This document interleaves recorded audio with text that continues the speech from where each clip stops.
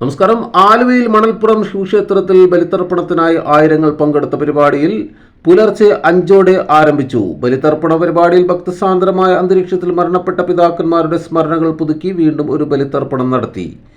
കൃത്യമായി സൂക്ഷ്മതയോടെ ചെയ്യുവാൻ പ്രേരിപ്പിക്കുകയാണ് ക്ഷേത്രങ്ങളിലെ ബലിതർപ്പണമെന്ന് അധികൃതർ അറിയിച്ചു.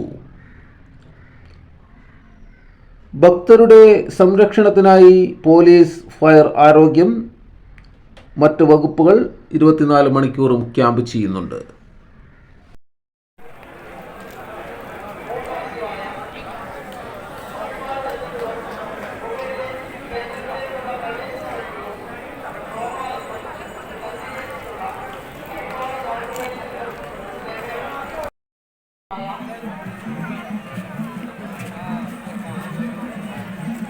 ഭഗവാന്റെ ഇഷ്ടവിവേകങ്ങളായ കൂട്ടുപായസം, പാൽപ്പായസം എന്നിവ ക്ഷേത്രത്തിന് പുറകിലും വടക്കുവശത്തുമുള്ള കൗണ്ടറുകളിൽ നിന്നും വാങ്ങാവുന്നതാണ്.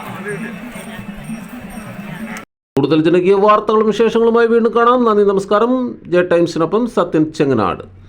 മഴക്കാലമാണ്. മഴയ്ക്കൊപ്പം രോഗങ്ങളും വന്നു തുടങ്ങിയല്ലേ. മെഡിക്കൽ ടെസ്റ്റിന് ഇനി പോക്കറ്റ് കാലിയാകും എന്ന പേടിയെ വേണ്ട. Meditech diagnostic centre